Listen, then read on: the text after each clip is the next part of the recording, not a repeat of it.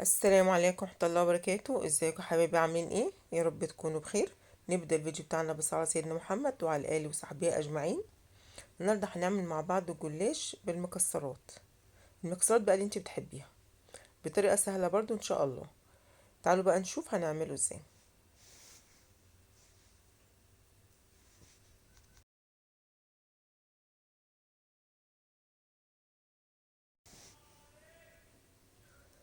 هنا معانا بقى لفة جلاش، ده الجلاش اللي هو البلدي بتاعنا.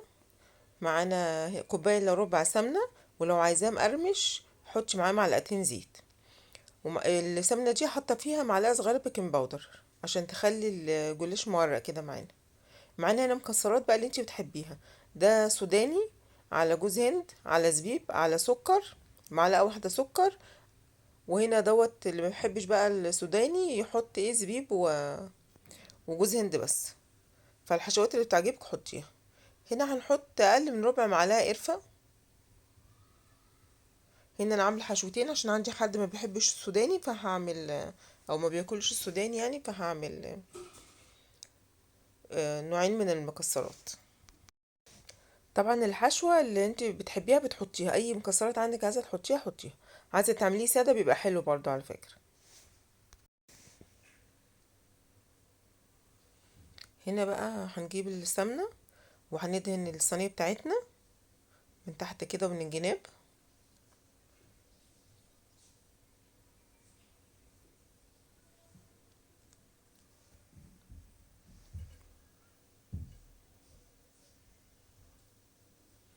هناخد الجلاش بقى بتاعنا نرص كده في الصينية.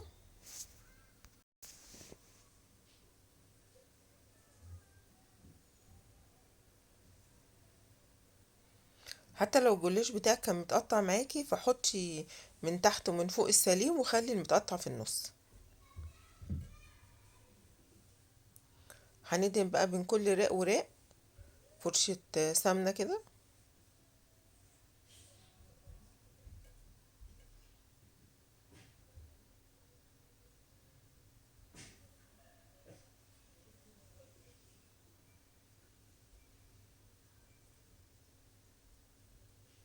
السمنة بتخليه مورق.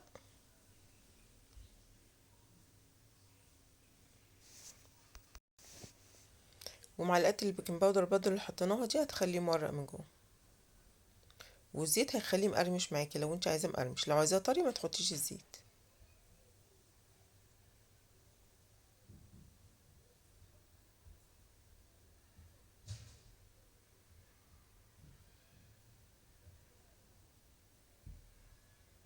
هنحطه كله بنفس الطريقة. الحروف دي بقى بنرفعها كده وفي الاخر هقول لكم هنعملها ازاي.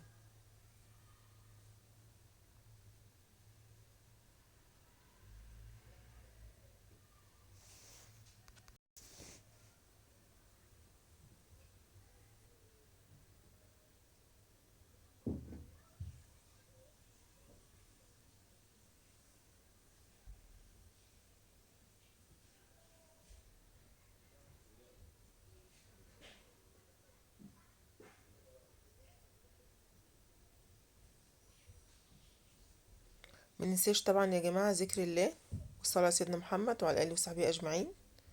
ناخد حسنات كده طول ما احنا واقفين.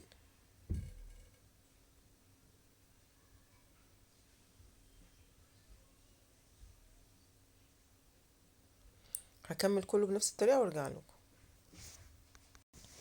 هنا حطينا نص كمية الجلاش، هنحط بقى الحشو وبعدين نحط النص التاني. طبعا زي ما قلتلك المكسرات اللي بتحبيها بتحطيها.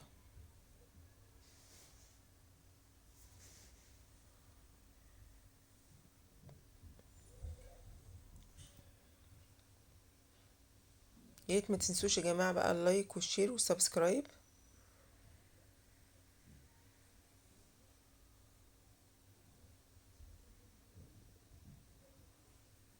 هنحط بقى بقية الحشوة.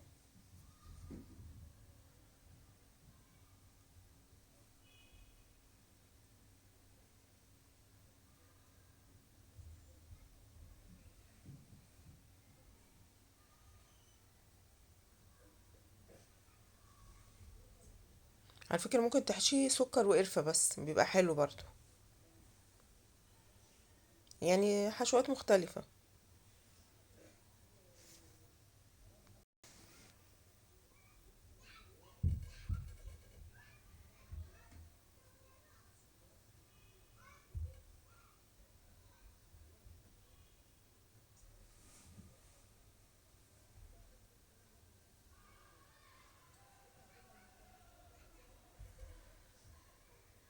هنا ممكن تحطي بقى على الحشوة وهي في الطبق، حطي عليها معلقة شربات تقيل، هتخلي الحشوة متماسكة في بعضها، وما تيجي تقطعي الجلاش ما تبقى متماسكة جوه الجلاش.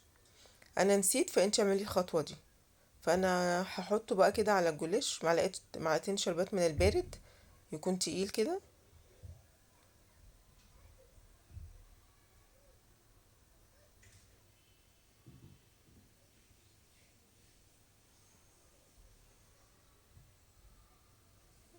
بس كده، نضغط عليه بقى كده.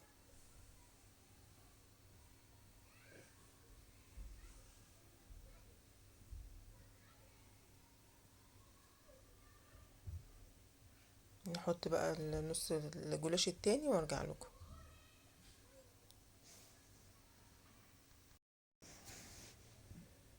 هنا بعد ما خلصنا بقى الكمية كلها، الحروف بقى اللي كان طالعة من عندنا، بصوا بقى خدوا بالكم هتنيها ازاي على جوه كده عشان تخلي شكل الصينية حلو من الاربع جوانب. سهلة على فكرة، مش صعبة يعني.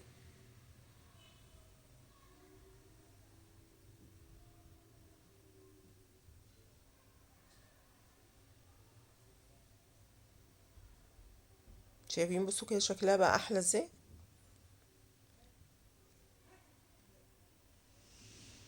خلاص كده هنجيب بقى سكينة، وطبعا الجلاش لازم يتقطع قبل ما يدخل الفرن. هنقطعها كده من النص، وناخد بعد كده كل نص على اتنين.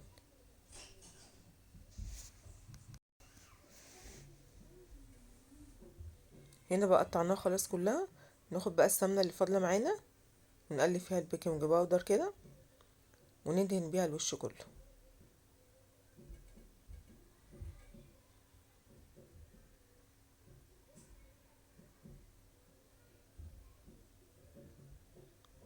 بس خلاص هي كده خلصت، هندخلها الفرن واوريلكوا بقى لما تطلع ان شاء الله.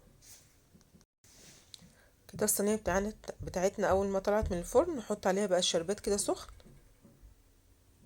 لازم اول ما تطلع وهي سخنة والشربات بارد.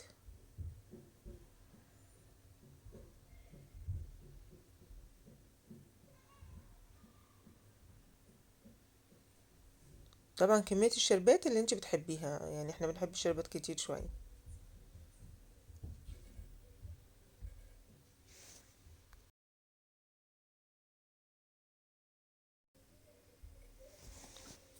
طبعا احنا مقطعينها قبل ما تدخل الفرن، بس بعد ما تطلع لازم ايه نقطعها تاني، نعيد على التقطيع كده. بس انا عايزه اوريها لكم، بس هي سخنه قوي فانا مش مالكاها قوي. حاولت اطلع لكم حته كده اوريها لكم.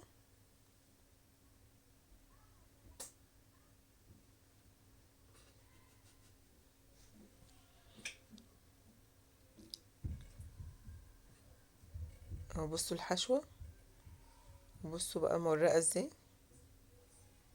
شايفين التوريقه؟